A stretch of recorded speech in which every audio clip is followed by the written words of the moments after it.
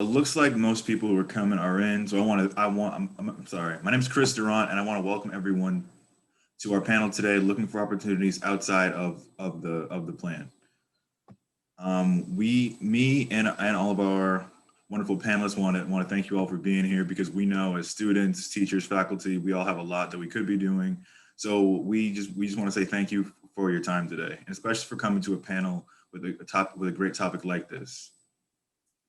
Because I'm sure for a lot of people, just like I was when I came to the College of Charleston, communication wasn't my first plan. My family wanted me to do something more that had like a more straightforward career path, but I've had my passion in communication, and I get the feeling that a lot of people can relate to that story. So I'm gonna move on from me and let our panelists introduce themselves, starting with Scott Novak. Well, thanks, Chris, and it's great to be here. As Chris said, I'm Scott Novak. Currently, I'm head of global communications for Bruin Sports Capital, which is an investment and operating company. We look to build companies in and around the media ecosystem, whether it be streaming, advertising technology, live events, and whatnot. I've been in the industry for now more years than I can count, and have worked at top agencies, universities, and media companies prior to being here. And I can say none of those stops were really part of a formal plan. So I think this panel is apropos for where I've taken my career. So I'm happy to be here. Great, thank you, Scott. All right, I'm gonna move next to Mark Dole. Hi, I'm Mark Dole. I've worked in communications and healthcare for almost 20 years. I currently head product communications at a very small pre-commercial biotech in Boston, Massachusetts, called Apellis. We're right on the verge of launching our first medicine, which is pretty exciting. Before I joined biotech, I worked for what most of the world calls big pharma. I lived and worked in Switzerland for 15 years, doing various communications. Most recently, heading public affairs for Roche in Basel, Switzerland, which is again one of the big global Swiss pharma companies. In terms of plan, I grew up in South Carolina.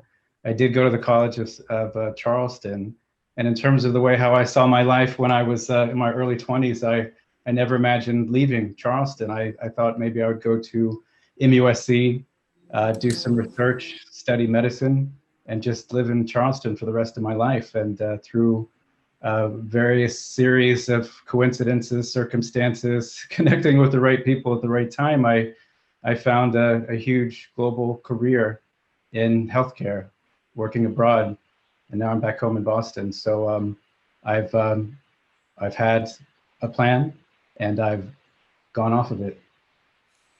Well, that's awesome. Thank you, Mark. I also just want to say really quick, he talked to my class not 3 hours ago, and his company has done work in both combating COVID-19 and cancer. So if you have any interest in medicine, you should definitely talk to Mark or ask him some questions. All right, we're going to move on to Steve Cody. Tough act to follow. So I'm Steve Cody. I founded a firm called Peppercom, which was named after my late black lab. My plan was to give it 6 months and see what happened. That was 25 years ago. So that plan's been a roller coaster, but it's still, my plan is still on plan. And prior to that, I was a big agency guy, Hill and Knowlton, J. Walter Thompson, et cetera. So I can definitely talk about the transition from big to small, and then, going the entrepreneurial route. So glad to be here.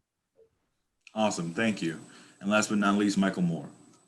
Hi, Chris. Thanks everybody for coming. I'm very excited to be here. And actually, I'll tell you a little bit about my career as the answer to your first question, Chris. Oh, you want to start right. with me? Yeah, sorry. That was a great segue. Sorry I didn't catch it. But yeah, moving on to general discussions about today's topic. I want to ask all of you, what was a time in your life when you had to go against the plan that was sort of put in front of you, and how did that make you feel? Well, my answer to that is I never had a plan. So I'll just give you a quick synopsis of what I laughingly call my career. Well, it's not true. I did have a plan. When I entered college, my plan was to be a high school English teacher when I graduated. I never hit that goal at all. I missed the mark entirely. When I finally did leave college, I did teach, but I taught communications at UCLA. And while I was doing that, I set up a little consulting firm on the side because I wanted to buy a house in West LA and I couldn't afford it on the salary I was getting paid by the university. I picked up a client called the RAND Corporation, which is a public policy think tank based in Santa Monica. They became my best client. It was the most interesting work I was doing. And they asked me to come over full time. So that's how I left academia. And I was just, tooling along at RAND when 4 years later, I got a call from a recruiter who asked me if I'd be interested in interviewing for a job at McKinsey & Company, the consulting firm. Now that was if it had a plan, that wouldn't have been anywhere near the plan, right? It would never have occurred to me. But I thought, well, what the heck, more out of curiosity than anything else, I went for the interview and darn if they didn't hire me. And I spent the next 7 years at McKinsey on the West Coast until I reached a point in my life where I wanted to leave the West Coast for personal reasons and move to New York, a city I love. And I didn't want to transfer to McKinsey's New York office because I didn't like the environment there at that time. So I went out job hunting and landed a job in communications at IBM in New York. So I left consulting. I went over to the corporate side. Whether that's going from the dark side to the light side or the other way around, I'll let, it's anybody's guess. But anyhow, so I spent a few years at IBM. From there, I left and went to work for a Canadian publishing company called Thomson. I got a call from another recruiter, and the more I learned about Thomson, the more intriguing it seemed to be. But again, nowhere near in the plan. In fact, don't tell them, but when I got that call, I hadn't even heard of Thomson yet, even though it was a big firm. After I'd been there for a couple of years, Thomson bought Reuters, which was the legendary British journalism and financial information firm. And one of the fun times in my career was working on the merger of Thomson and Reuters and the launch of that new brand, which was really, really a cool experience, I thought. Now, in none of this did I have a plan. Gotcha. And I'm not knocking career strategies. Some people do brilliant things with career strategies. But I gotta say, in my own case, looking back, I'm glad I didn't have a strategy to go one step forward, another step right on down that straight path to my ultimate goal. Because if I had done that, I probably would have missed out on the best opportunities of my career. Well, that's awesome. I'm sure that's a big comfort to a lot of people here, just hearing that you don't have to have a plan to still be able to do great things in your job. But you do have to have good answers to the next two questions you're going to ask us. So we'll get back to that. Once again, appreciate the segue. I know we had some questions that we went over to sort of talk about the topic generally, but we're getting a lot of great ones in the chat, so I want to move on to those first. Courtney Smith asked, how did you all begin your careers? And sorry, what was the first step that you took to get yourself started, either right out of college or later? I'll jump in, I guess. My career really started during college, whereas I took on several internships in communications, working for the university, interned for then a legendary brand called Sports Illustrated. I was a writer for a local, I was a reporter and writer for a local weekly newspaper in my county in northern New Jersey at the time. And I took seminars on news and media and entertainment in Washington, D.C. over the course of my final year.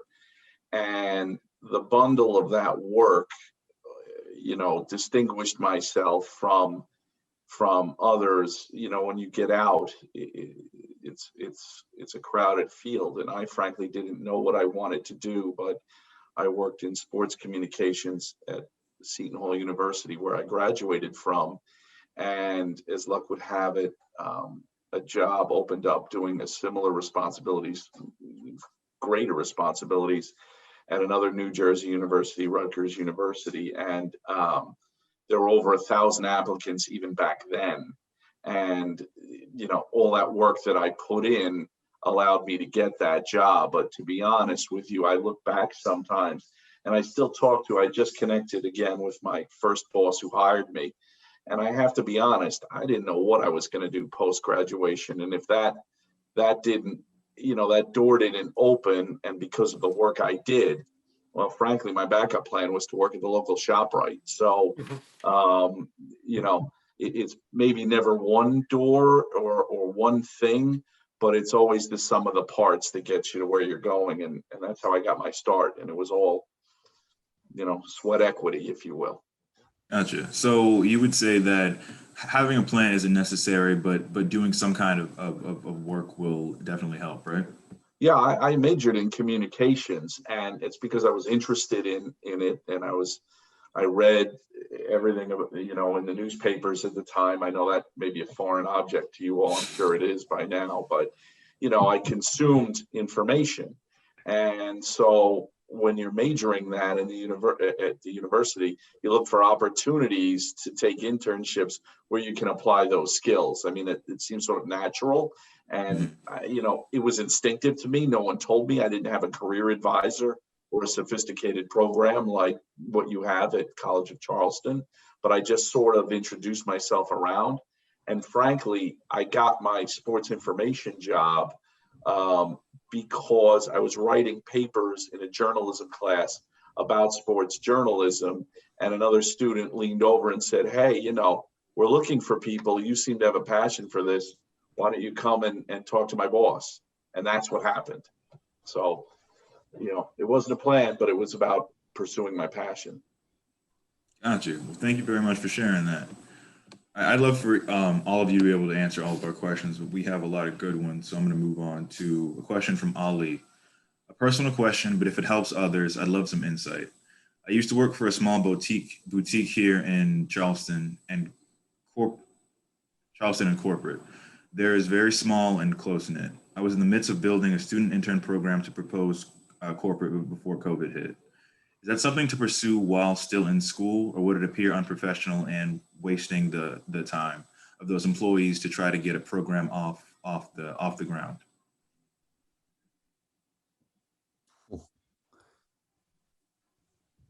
I'm not sure you even understand the question. Okay, so I'll try to summarize Maybe it's a little just bit. me. Gotcha. Yeah. Unless you guys got it and have an answer. You know, all right, let me see if I can summarize a little bit. Okay. It seems to me that this person was working at a boutique in Charleston and while they were working at the boutique, they were trying to build a student intern program and propose it to the boutique's corporate before COVID hit and kind of stop that from happening. And they're asking, do y'all feel that is something that you should that would be worthwhile to propose to a company while you're still in college, or would they feel like you're wasting their time?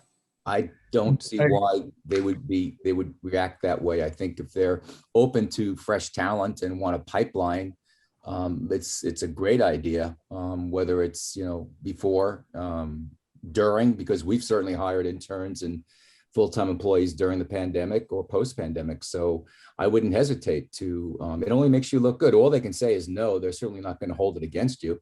So I would absolutely advocate that he or she brings it up again as soon as possible. Yeah, I agree. I mean, just jumping in, I think in the previous class I had mentioned, you know, leaving any kind of experience, you know, it's good to be able to show and talk about some kind of achievement. You know, it doesn't have to be big, but I think that building an intern program where you currently are would be great. That's achievement. Do it. Go for it. I can throw out a current example. We have interns in our office from last year, and one stuck around and has helped us build an internship program for this summer that we're launching, and it's going to provide opportunities to 12 students. And through the process, I didn't get a sense of this, but then I swear to you, just yesterday, now that it's coming to life, she told me it is one of the most rewarding and fulfilling experiences she's had. to see now other students benefiting, and literally she's writing welcome notes and things and whatnot, and really has a deep level of satisfaction. So I would say go for it. Awesome. Okay, moving on to our next question, this works great because it was actually the second one that we talked about. From Fern Wooden, what advice would you give students who are wanting to veer away from their ideal plan, like working in a specific career field, but are scared to see what other options may offer, like working on getting out of your comfort zone? Fern, first of all, I want to say that you did a great job as moderator on that panel earlier. I really enjoyed your panel. And my thought about your question is, by all means, get outside of your comfort zone. There's lots of research that has been done that says most people do their best work when they're outside of their comfort zone. And I gotta tell you, all of my best work has been done when I felt that I'd crawled out on a limb. And all of my best memories about things that I've done and achievements are all situations that involve some level of risk and nervousness, and me wondering, did I, take too big a chance here? Stay out of your comfort zone as much as you can, would be my advice. I totally agree. Life is all about forcing yourself out of your comfort zone. And the best way to learn is from a mistake. So if you happen to make a mistake with that, following that passion, and it doesn't work out, you'll come away learning a lot about yourself. So continually pushing the envelope, from start until the very day you decide you're going to retire, you should constantly be trying to think, how do I push myself in new and different ways? Yeah, what's that old saying? Good judgment comes from experience, which comes from bad judgment. Right. That's right. Got you. Well, that's great. Okay. To our next question from McKinley. How do you positively embrace your plan changing or not happening at all? Well, I wanted to play center field for the Mets, and it didn't happen. And, I got past it. Yeah, I've been fortunate. I wanted to be a journalist. So I majored in journalism. And like Scott, I went to Northeastern University in Boston. So they have a co-op program, which is second to none. And so I had some great gigs. I was news writer for CBS Radio. I actually wrote obituaries for the New York Times, and I was on the air 5 times a day at a Greenwich, Connecticut radio station. I couldn't wait to become a journalist. Then I found out what the starting pay was. And so I went to my professor and I said, I love news. Is there anything that pays a little bit better? And he said, public relations, and I can write a couple of letters for you. And I went and I had 2 years of this unbelievable experience that grads from Harvard and Yale didn't. They were just hanging out at their dad's country clubs, during the summer. So I lucked out and I got a job right away at Hill and Knowlton, and I've been in public relations ever since. Got you. Okay, a question from Kyle, I think Kyle Reese. That was a comment on another comment earlier. Okay, question from Seth. What type of work will make me the most money with my comm degree? The one that's the most rewarding. And I don't mean to be flip about it, but you have to be exceptional. If you're coming at it from a money standpoint, money is earned and achieved by being exceptional, distinguishing yourself and whatnot. And to do that, you have to do the work. And if it's a grind, then you're not going to achieve success. But I think everyone on this panel would say, don't chase the money. You'll never be satisfied in some way, shape, or form. And if you make $1 million, you'll want 2 million. Yeah, that's about right. First and foremost, do the work, find your niche, and whatever industry, whatever form of communications, doesn't even necessarily have to be comms, but if it's a business that you love, you're already on the right track. Gotcha. I think that's very important advice for most people to hear. Sort of off of what Steve was saying about what his teacher told him about looking into public relations. Is there any like a specific career that y'all can think of that sort of that like you might recommend to someone who is looking to make more money with a comm degree?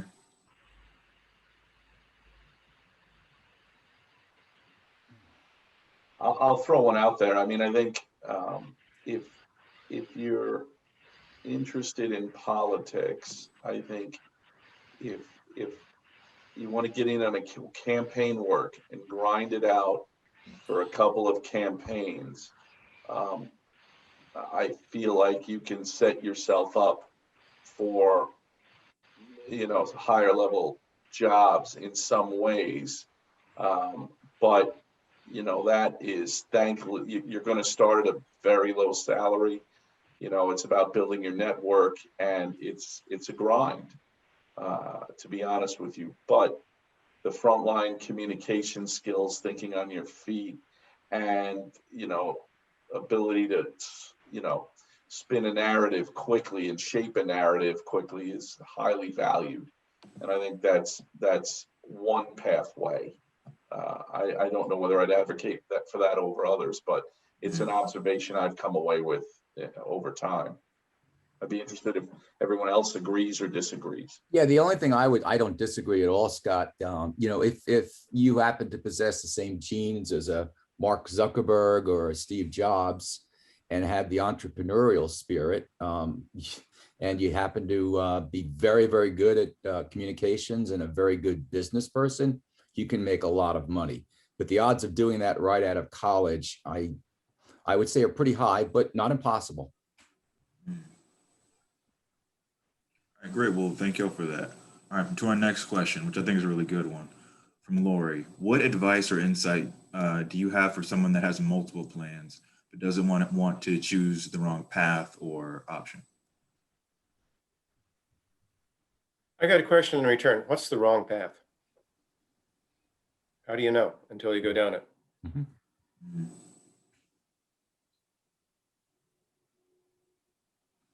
Gotcha. Yeah. Yeah, there's no other answer. You won't know until you try. So it's pretty rudimentary. Yeah. Mhm. Is there any particular advice y'all would have for sort of like, let's say you need to choose between one of three things just based on time? Is there any advice you'd have on like finding what you're most passionate about, or what you think would be the best use of your time? The best job is the one where you don't even know the time is going by. You're so engrossed in what you're doing that time doesn't matter. Mhm. Yeah, I agree. Yeah. I agree, Steve. Pick the option that excites you. Pick the option that you'd almost be willing to do if they didn't pay you, but make sure they pay you. Yeah, that's absolutely right. I mean, just to build on what I said before, just if you have a love and a passion, and yeah, you find yourself writing something, and you look up and it's 2 a.m. I mean, that's probably what you should be doing. Gotcha. Well, thank y'all for that also. The next question is kind of long. Let me see if I can shorten it a bit.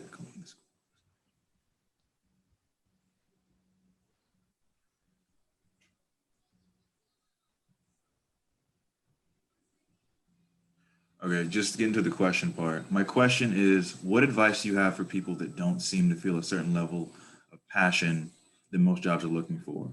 Will that just come with time? Because the preface to the question is they felt like they were sort of pushed into doing communication and hospitality, and they're about to graduate, but they don't really feel incredibly passionate about it. Find something else. Yeah. I mean, it's like run for me, running, you either love it or you hate it, right away. Yeah. And it's the same thing with, a job or career. You can't just go through the motions. You either love what you're doing or you're miserable. So if you don't have it in your heart and your soul and your head, avoid it.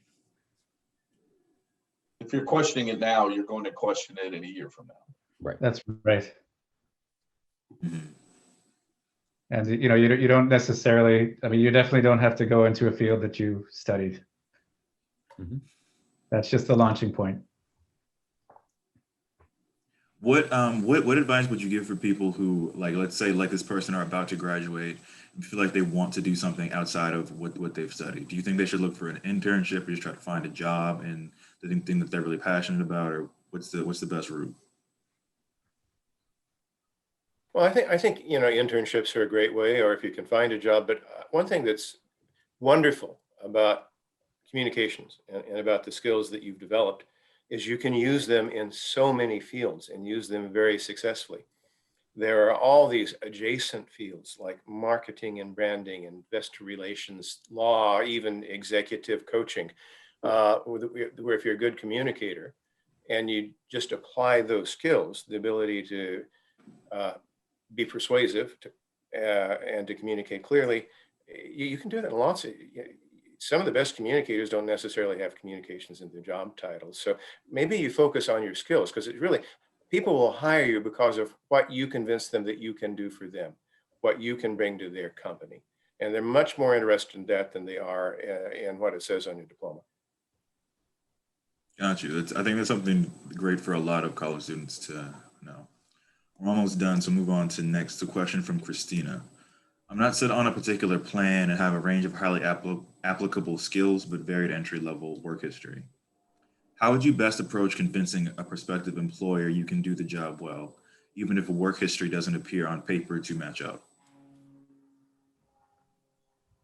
Well, what I would say is you immerse yourself and learn as much as you can about that organization via the website, via what's been written about that organization, understand the culture, understand their growth, their history, and convince them that you are somebody who could contribute to their further growth, further success. I mean, we have a lot of people applying for jobs, and those that get the interviews are the ones that take the time to get to really know us and understand us, so that, and convince us that in the first couple of weeks, they won't need a lot of hand holding. So you need to invest time in learning as much as you possibly can about an employer that you would like to land a job with. Now, building on that, Steve, just quickly, that research that you do will give you greater level of confidence when you are in that interview, because you'll know the company, you'll understand where some of the questions are coming from, and whether your answer is right or wrong, no one expects that. But if they see that you've done the work, they'll feel like they've got someone who they can build upon with. And frankly, in today's era, if you're going to make a life choice, meaning where you're going to work, you should want to understand that company and its culture as much as you can going in. Mm-hmm. All right, well, that's great. And that actually answers our next question, which was what makes an applicant stand out to you in particular when you're reviewing an internship application? Mm-hmm. There's one other piece to that, that you understand my company, you understand what I'm looking for, you've done the research. That's huge. The other thing is sound like a human. Got you. Is that something that a lot of people make the mistake of not doing when they apply? I've seen an awful lot of applications that look like they were machine produced. Gotcha.